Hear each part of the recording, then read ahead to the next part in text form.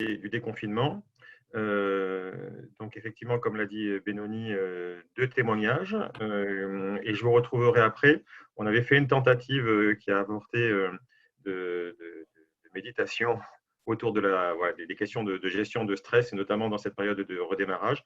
Et donc, on vous proposera une toute petite méditation de 7 minutes avant que Samuel ne conclue notre nouvelle heure de webinaire.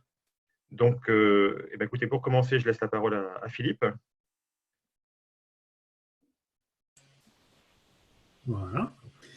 Bon, ben merci en tout cas pour l'organisation. J'interviens aujourd'hui sur le thème du déconfinement des entreprises.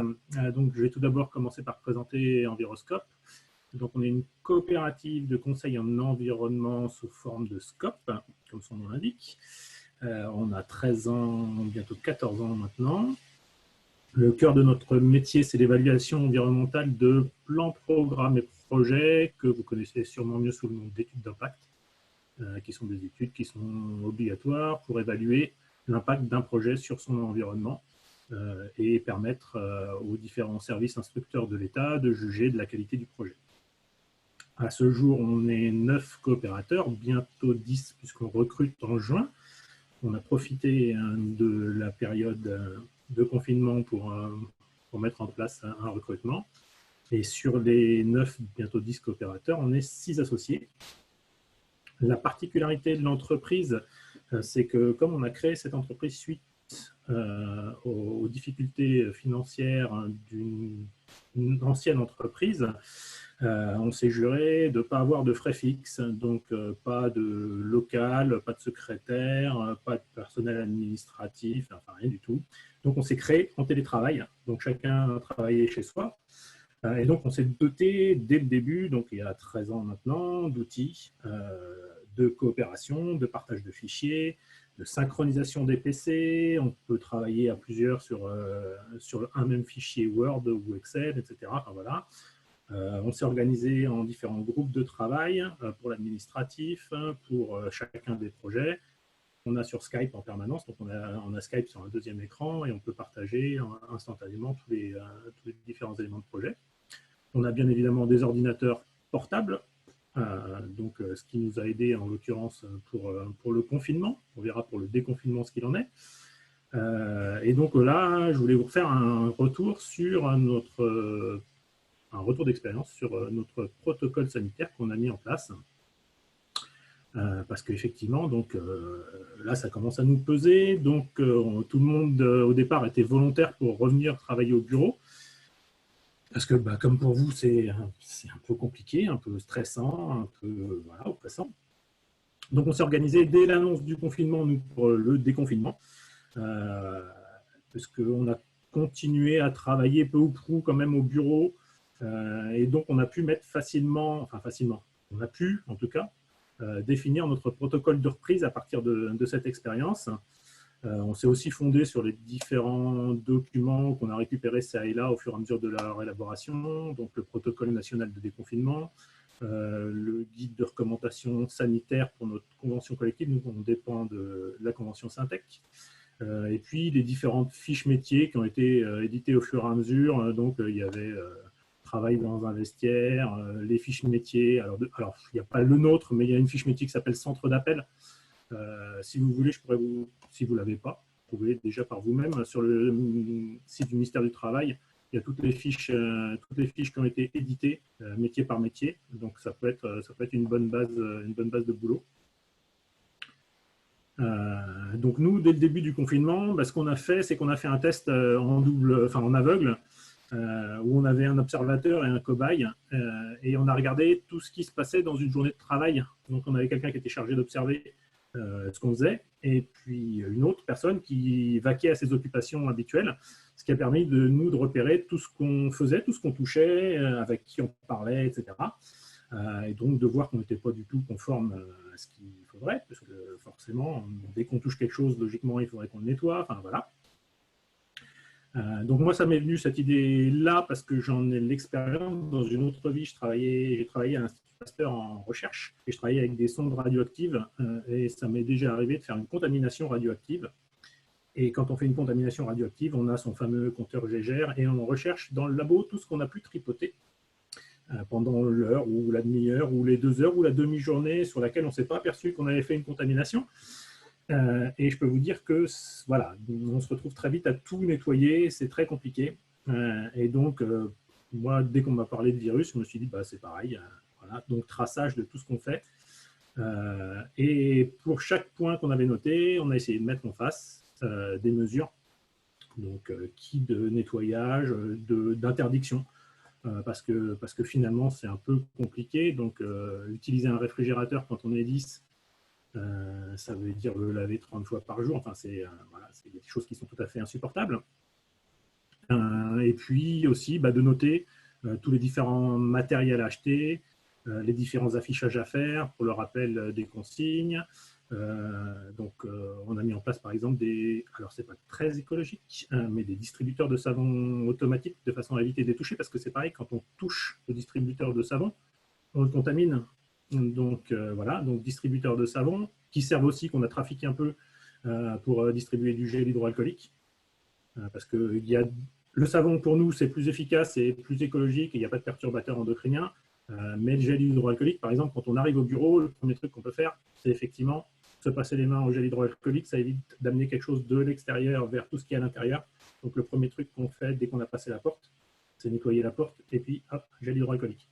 Acheter des essuie-mains en papier, même si c'est pareil, c'est pas très écolo. Racheter des poubelles, parce qu'on n'avait pas de poubelles à pied, on n'avait que des poubelles standards, des lingettes désinfectantes, des masques, des visières. Donc, du coup, je remercie l'adresse justement pour la commande commune qu'on a faite pour l'achat des masques, et donc le Kaléidoscope, salut Caroline, pour les visières de protection. Voilà, donc il y a cette problématique du bureau. Nous, on a une deuxième problématique, c'est qu'on fait beaucoup d'animations et de réunions sur site avec les clients, donc soit en B2B, soit avec des élus, soit avec des populations locales. Donc là, aujourd'hui, les animations publiques, là, c'est hors de question. Je pense qu'avant septembre, on n'est pas dedans. Mais par contre, on a quand même des demandes de la part de nos clients pour se rendre sur des réunions. Donc, des fois, une personne, donc là, ça ne pose pas trop de problèmes. Une personne, un véhicule, c'est simple. Dès qu'on commence à être deux, comment est-ce qu'on fait? Est-ce qu'on garde les masques? Est-ce qu'on se met en quinconce, un à l'avant, à l'arrière? Enfin, voilà. Donc, tout ça, on l'a réglé, on s'est mis d'accord.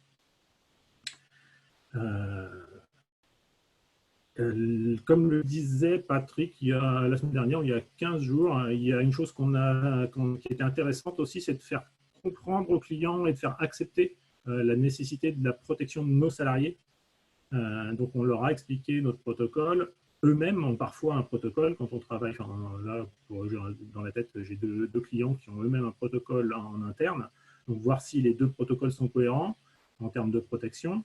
Et puis, ça peut être un plus, parce qu'effectivement, donc, leur montrer qu'on a intégré ce risque dans notre fonctionnement, ça leur montre notre sérieuxité, le fait que voilà, on est quand même professionnel, même si on est une coopérative.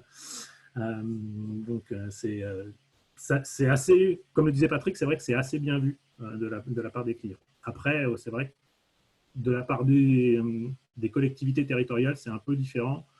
Quand on organise une réunion publique, je l'ai dit tout à l'heure, ça va être, pour l'instant, c'est hors de question. Donc, on n'a pas de protocole pour ce type de réunion.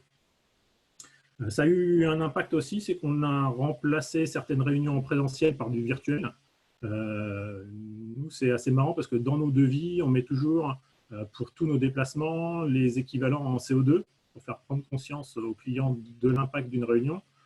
Ça ne les avait jamais vraiment marqué. Et là, le fait de leur dire que les réunions sont faites en virtuel et qu'on économise tant de kilos de CO2, j'ai l'impression que ça les marque un peu plus. Ah, vous faites ça? Alors, on leur explique comment est-ce qu'on fait la compensation carbone, etc. Donc, à ce sujet, nous, on travaille, jusqu'à présent, on travaillait en compensation carbone avec Good Planet, qui est une association nationale, voire internationale. Et là, on a eu connaissance cette année d'une structure qui s'appelle Normandie Forever et qui permet de faire de la compensation carbone avec des projets normands. Voilà, donc là, pour notre prochain bilan, qui se termine au 30 juin, je pense que notre compensation carbone sera locale. Donc au niveau de ce protocole sanitaire, donc on voit bien que c'est complexe, que c'est très contraignant. On l'a rédigé ensemble entre tous les coopérateurs, comme on fait d'habitude, puisque on ne sait pas travailler autrement. Et donc on est passé de 7 coopérateurs qui voulaient revenir au bureau à 2. Voilà, parce que la contrainte est telle que finalement on se dit qu'il vaut mieux rester chez soi, même si la connexion Internet est moins bonne. Donc on a la chance d'avoir plusieurs étages au bureau, donc même si elles viennent ensemble, elles pourront quand même être séparées dans 2 espaces, avec bien évidemment quand même le respect de la charte qu'on a établie. Donc la règle numéro 1 nationale du protocole de déconfinement qui consiste à privilégier le télétravail, et ben voilà, on la respecte. Bon, après nous c'est dans notre nature, comme je vous le disais tout à l'heure, hein, on a été créé comme ça. Même si ça génère ou ça a généré et ça générera quelques difficultés. Donc là, je voulais revenir sur ces difficultés-là. Donc les difficultés du confinement et du déconfinement. En confinement, c'est vrai qu'on était habitué finalement à travailler ensemble. Donc l'éloignement physique, il est compliqué, et notamment pour tout ce qui est RH. C'est vrai que faire passer de l'humain au travers de l'informatique, on voit que c'est un peu plus compliqué. La période, en plus, elle est stressante pour tout le monde. Stress de la maladie, stress de ne pas être au bureau, d'être chez soi, d'avoir les enfants. Voilà. Et du coup, on s'est aperçu quand même qu'on partait vite dans les tours parce qu'on avait mal écrit une phrase, on pensait l'avoir écrite pour que voilà, et c'est pas bien compris. Enfin, voilà. Des fois, ça passe pas très, très bien. Donc, on a vite mis en place, en fait, on a adapté une procédure qui s'appelle chez nous travailleurs éloignés, puisqu'on a des gens qui sont en télétravail en permanence, qui ne viennent pas au bureau, puisqu'on a plusieurs sites. Et donc, on avait la procédure, la fameuse procédure bonjour, au revoir, hein, qui permet de signaler qu'on est bien arrivé au travail, qu'on est à son poste de travail. Et c'est le minimum qu'on demande à chacun, c'est de dire bonjour et de dire au revoir. Voilà. Et après, on a rajouté des checks réguliers. Donc, moi, ce que je fais, c'est que dans la journée, j'envoie des petits sondages. Pour une décision ou une autre, je prends une excuse à la noix. Est-ce que vous avez besoin de stylo vert? Enfin, voilà.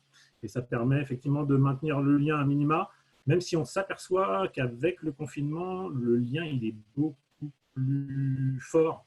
Peut-être parce que psychologiquement, on a besoin aussi. Donc, on a, comme je le disais tout à l'heure, on a des chats Skype. Et on a un fameux chat chez nous qui s'appelle Machine à café. Donc, il y a la machine à café virtuelle, sachant que chez nous, tout le monde boit du thé. Mais on s'aperçoit que le volume de cette mailing list est vachement plus important que tout le reste réuni. Donc voilà, ça montre bien le besoin, en tout cas, qu'on a pu ressentir. Ce qui nous a inquiété, c'est la prise de mauvaises habitudes, notamment les TMS. On sait qu'au bureau, on est carré avec des bonnes chaises, des bureaux réglables, des ordinateurs qui vont bien, etc. Et on s'est aperçu que les salariés sont revenus au bureau pour chercher sa chaise, d'autres pour chercher, parce qu'on a 2 écrans, enfin on a un portable et un écran fixe. Donc tout le monde est revenu chercher son 2e écran. Voilà, certains sont même venus, je vous disais, récupérer son siège parce que c'est quand même plus pratique et plus agréable de travailler comme ça. On s'aperçoit aussi qu'on a un décalage d'horaire pour des bonnes ou des mauvaises raisons. Donc, il y en a certains qui se lèvent tôt parce que l'après-midi, ils ont décidé de s'occuper des enfants et de leur faire les cours ou les devoirs. D'autres qui se lèvent tard parce qu'ils se lèvent tard, voilà, voire très tard. Donc, ceux qui arrivent tard croisent ceux qui partent tôt. On s'est aperçu avec les réunions Skype que certains restaient en pyjama. Donc, voilà, ça peut mettre une certaine ambiance, mais enfin, je trouve pas ça très professionnel. Ça peut être perturbant en tout cas pour certains. On s'est aperçu aussi que, alors, on n'a pas de problème de cocaïne, enfin j'espère, mais il y a des addictions qui peuvent réapparaître. Notamment, on a une collaboratrice qui avait arrêté de fumer et qui s'est remise à fumer parce qu'elle fait sa pause et puis qu'elle est avec son copain et que voilà, ils vont dehors. Voilà, donc on avait eu un peu de mal à la faire arrêter et bon, c'est reparti. Donc voilà. Donc, globalement, on s'aperçoit que sur cette période, on a été quand même beaucoup moins productif. Je vous le disais, la liste de discussion machine à café, elle a explosé. Et malgré l'absence d'open space, puisque on est chacun dans son bloc, il y a quand même beaucoup de bruit de fond. On passe beaucoup de temps à regarder sa liste Skype plus qu'à travailler. Mais enfin, vraiment, on le ressent comme quelque chose de nécessaire pour tenir l'équipe et garder le lien qu'on avait, le lien physique qu'on avait. Merci Philippe. Je dois te couper, je suis désolé, le temps Il n'y a file. pas de problème. Il ne me restait pas grand-chose. J'étais juste sur ma conclusion coopérative. Voilà.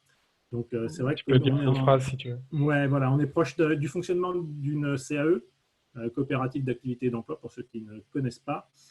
Et c'est vrai qu'on a ce besoin de travailler ensemble. Et comme à la création, bah, on l'a fait comme ça. C'est vraiment dans notre culture. Et on essaye donc de maintenir ce travail ensemble par tous les moyens, que ce soit en distanciel ou en présentiel. Et voilà, on essaye de maintenir, d'utiliser le meilleur des deux chaque jour. Super, merci. Louisa,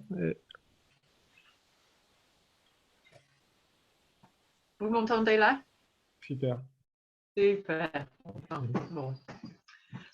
Donc, c'est pas marqué Louisa, mais c'est moi, Louisa, de l'association Vélozé. Donc, je vais témoigner en trois parties. Une première partie pour ceux qui ne nous connaissent pas, les 2/3 au moins, qui on est, Vélozé. Deuxième partie, ceux qui tombent depuis une semaine liés au déconfinement et par rapport au vélo. Et troisième partie, où j'en suis, où nous en sommes par rapport à ça, opportunité ou pas, voilà.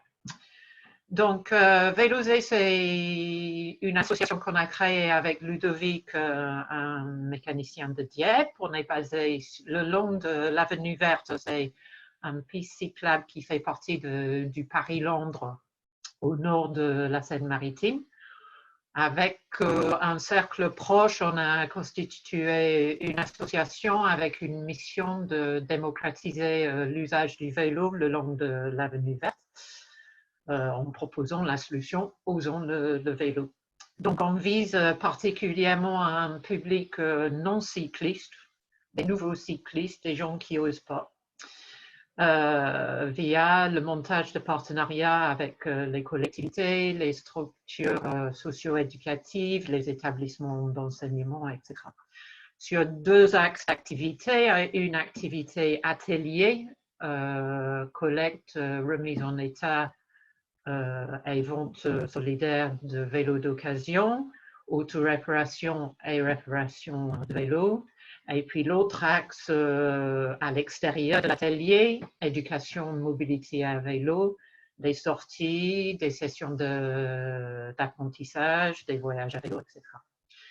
Donc, on fait partie de l'adresse depuis 1 an et demi. D'abord, j'ai suivi Codéclic avec Sandy. L'année dernière, on faisait partie de la promo Catapulte. On est un peu tout seul là au nord, là de la Normandie, on est presque Picard, Montagne et Picard. Mais on apprécie beaucoup de faire partie de l'adresse. On a travaillé l'année dernière, donc en 2019, sur l'expérimentation de nos activités. Donc, on a organisé des séances d'apprentissage avec des écoles primaires, un atelier mécanique vélo dans la rue à Dieppe. J'ai emmené une douzaine d'ados en Grande-Bretagne l'été dernier avec un centre social. Et avec l'adresse, surtout, on a travaillé sur des aspects économiques de notre activité. Voilà, ce qui n'était pas la partie la plus simple. En 2020, on commence en beauté avec une mise à disposition pour un atelier à Arques-la-Bataille au sein d'un centre social. On ouvre l'atelier que 2 fois 2 heures avant que le virus nous rattrape. Voilà.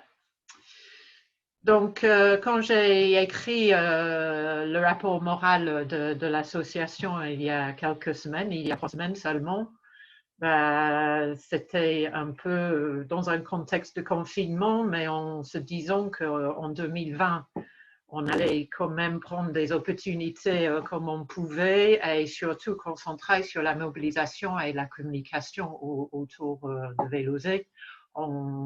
Auparavant, on courait après la création de 2 emplois. On a décidé un peu de se calmer là-dessus et de prendre les opportunités, de moins forcer les choses. Et puis, tombe l'annonce de Madame Borne, ministre de la Transition, jeudi dernier, un plan de sortie de confinement pour le vélo de 2 millions d'euros, avec une prise en charge de la réparation des vélos des particuliers à la hauteur de 50 € et une prise en charge de formation à la mobilité vélo, de remise en selle pour 1 heure. Donc, nous, on peut prétendre, de par nos compétences, à ces 2 dispositifs-là et devenir réparateur et formateur affilié de ce nouveau programme qui s'appelle Coup de pouce vélo. Donc, il y a coup de pouce réparation et il y a coup de pouce remise en selle. Et on dit youpi, voilà, ça vise la remise en circulation de vélos qui ne sont pas utilisés. C'est génial, ça tombe tout à fait dans notre mission de démocratiser le vélo. C'est une opportunité de lever les freins pour des publics qui n'osent pas ou ne peuvent pas s'y mettre à vélo. Donc, les freins, que ce soit financier ou le manque de confiance, le manque de connaissance, la peur. Super. Ça donne à Vélozé une opportunité de visibilité, de possible reconnaissance sur le territoire, une possibilité de volume d'activité pour la reprise après le confinement, une possibilité de financement aussi, parce qu'on peut facturer l'État pour ces personnes qui gratuitement reçoivent ces services. Voilà.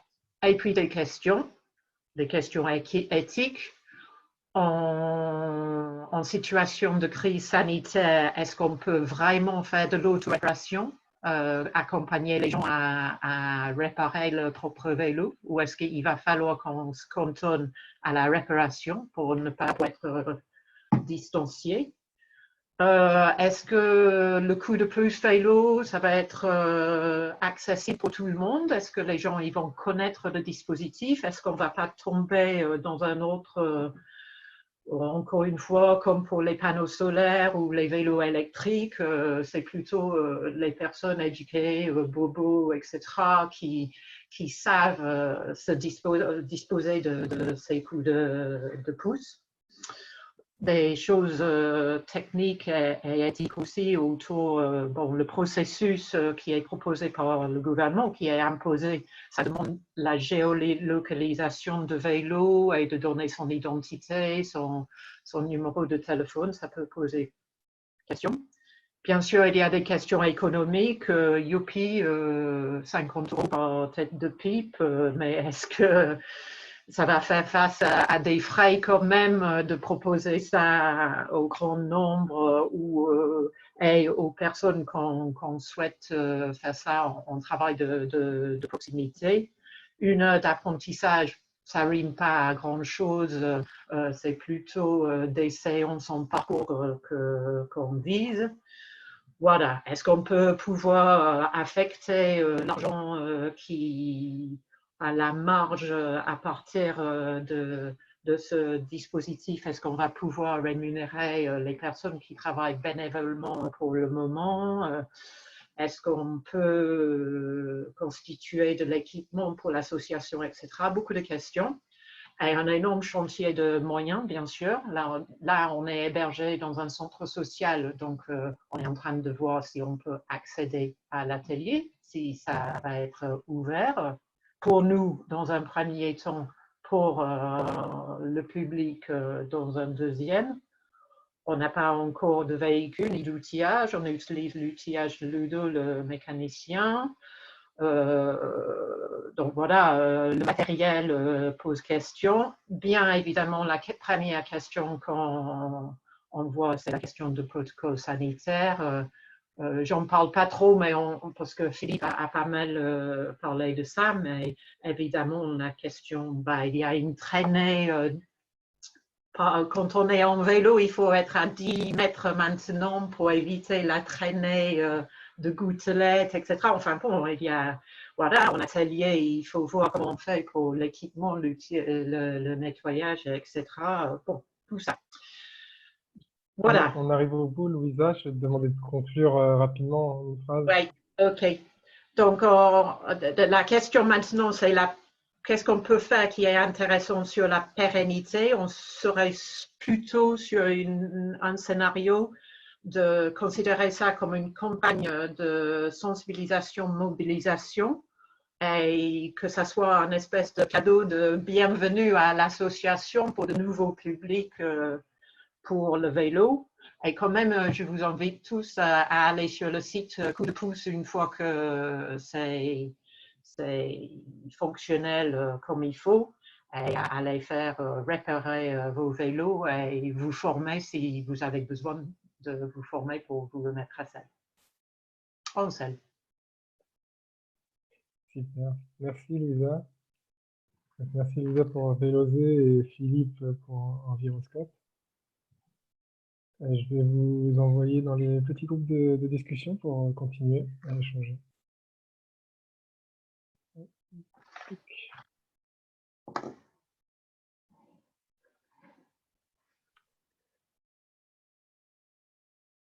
Normalement, vous avez reçu une invitation.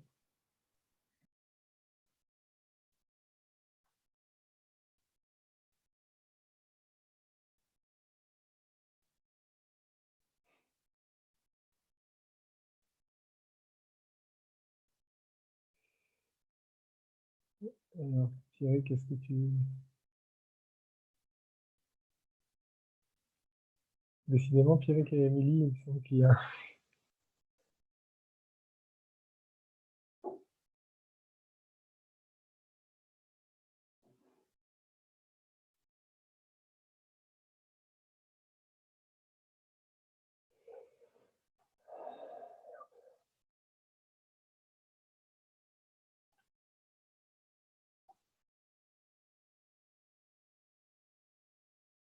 Je vous propose une petite démarche que je pratique à titre personnel quotidiennement, de manière plus longue que ce qu'on va faire là.